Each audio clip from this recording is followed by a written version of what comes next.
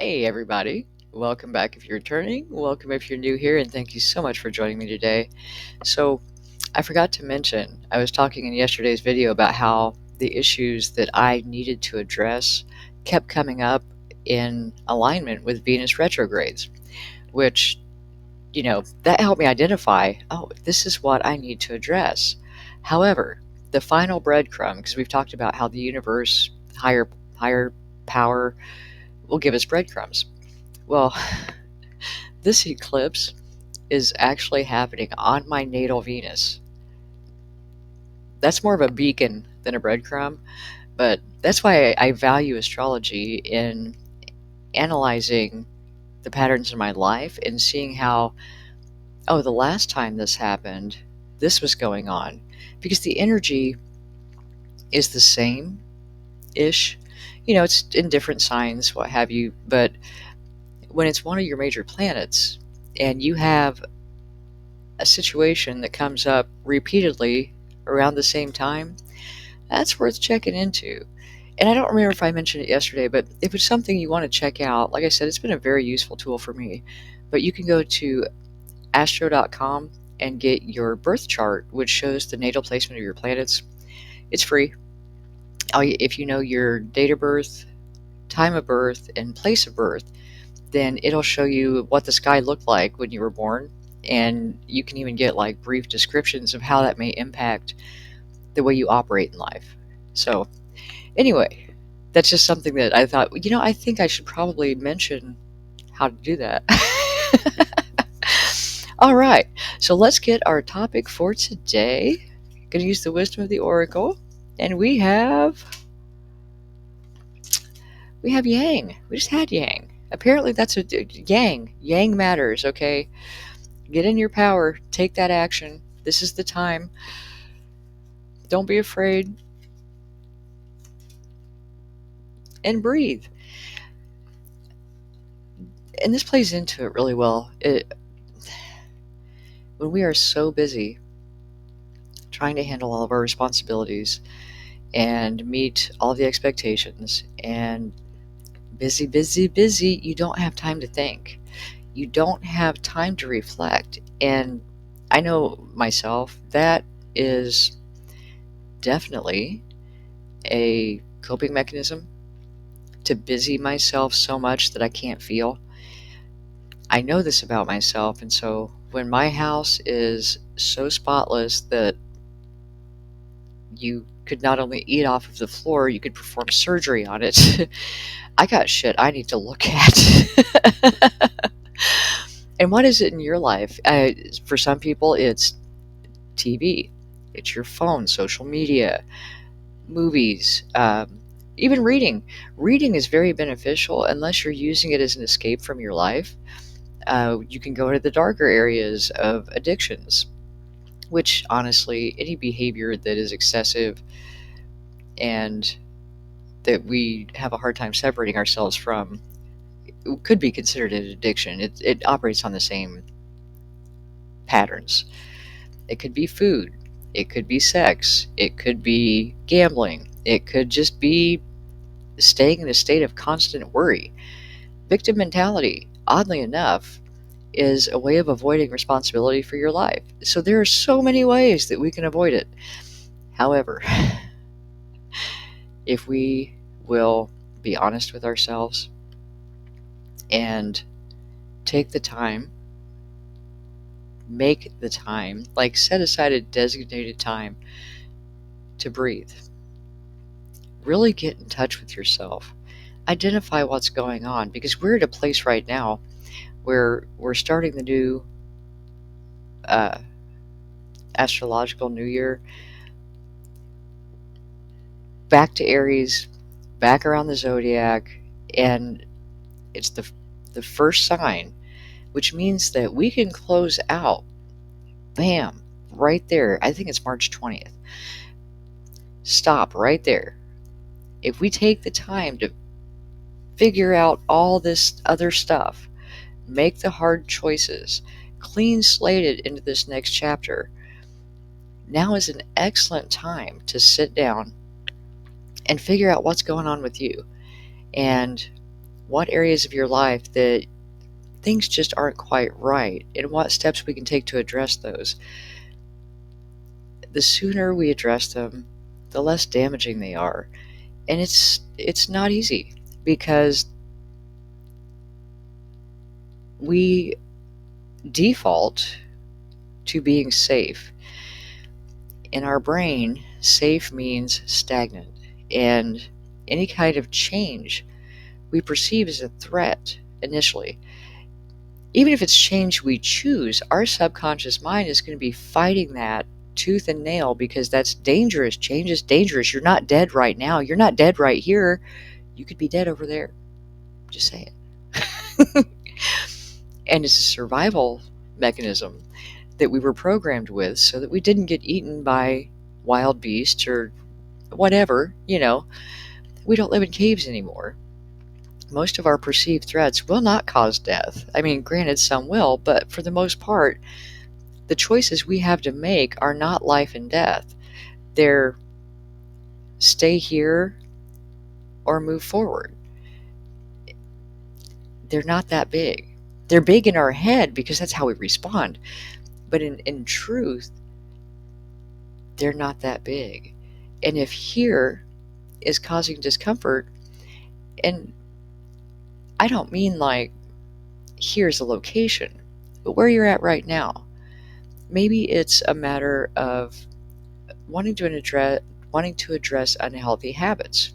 Energy is great right now for supporting changes in our daily routine, changes in our health, doing things that are better for us overall, taking good care of ourselves. So it may be as simple as implementing a daily exercise routine. And when I say that, most people groan. Exercise. Ugh, it's work. It could be fun. Fun exercise.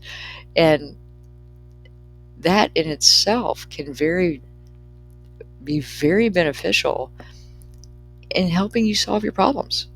Uh, Oddly enough, when we're engaged in physical activity and we're focused on what we're doing, we can come up with great ideas, great solutions, things that while we're sitting in the problem, we don't.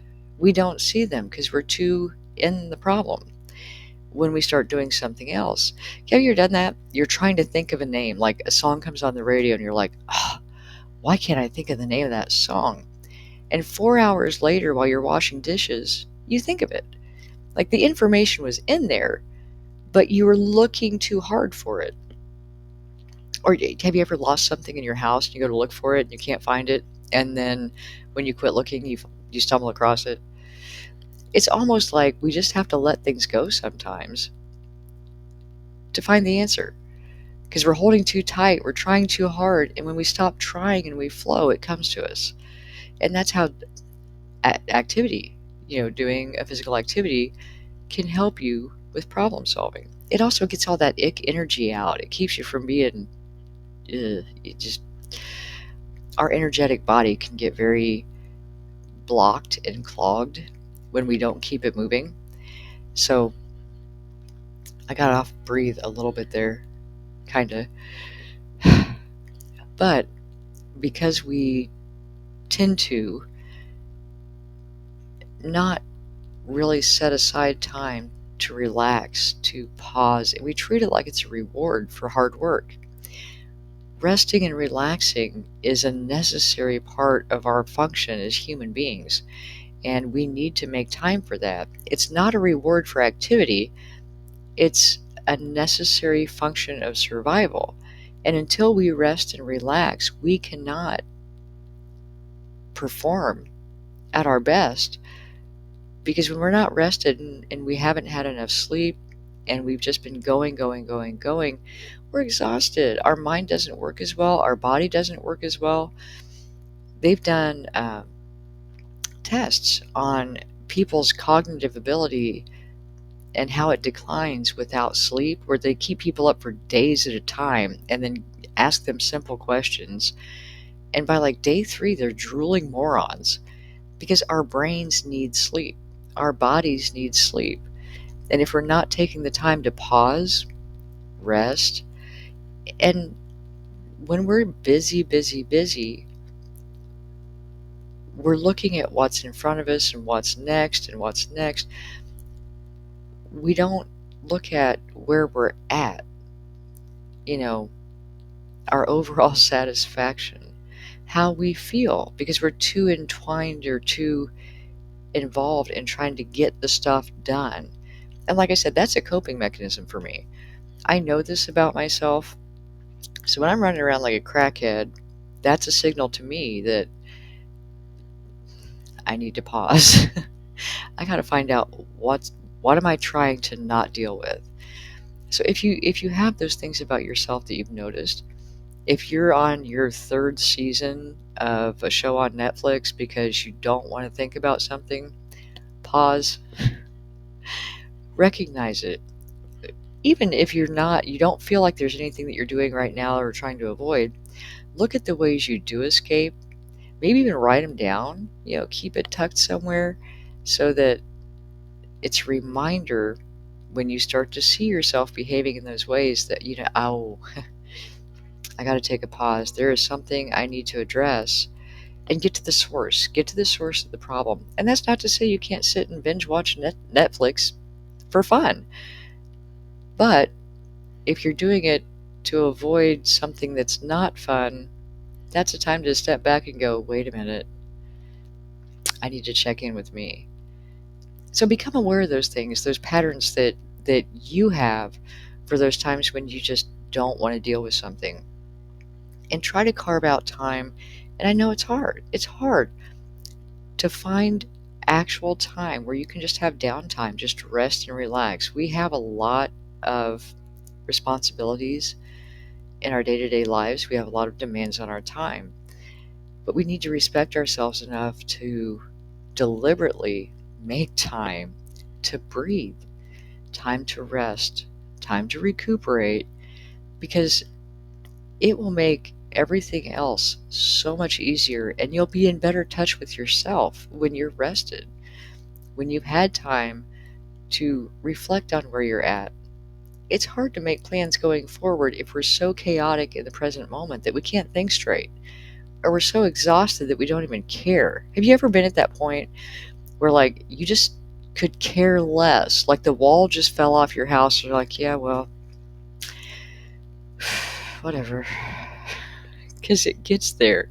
It can get there when we are just worn to a nub and there's no relief in sight. You just stop caring. And that's no way to create a better future. To create a better future, we have to at least give a shit. So take time to breathe. Like, schedule it. Just even if it's 10 minutes a day. And I don't know if I've shared this before or not. A habit I got into as a single mom, because, once your kid's up, it's on. It is on. Forget rest, relax, and breathe, because you got stuff to do now. So I would set my alarm at least a half hour before he would get up. And that kid was an early riser. I was getting up at dark 30 to have some time for me. But I took that time and set it aside just to have a moment to get centered, breathe, have a little coffee before the day just took off without me. When you just feel like you're running to catch up all day. So maybe it's a quiet time before you go to bed to unwind. Set aside just a few minutes where you can be by yourself, connect with yourself, relaxed, and get some rest. It'll do you well. It really helps with the hard decisions, because if we can think clearly, we will make much better decisions going forward. And our future self will thank us for that, because decisions that we make when we're tired, irritable, grumpy, exhausted, we usually have to go back and revisit those. So, I hope this helps, and I will talk to you soon.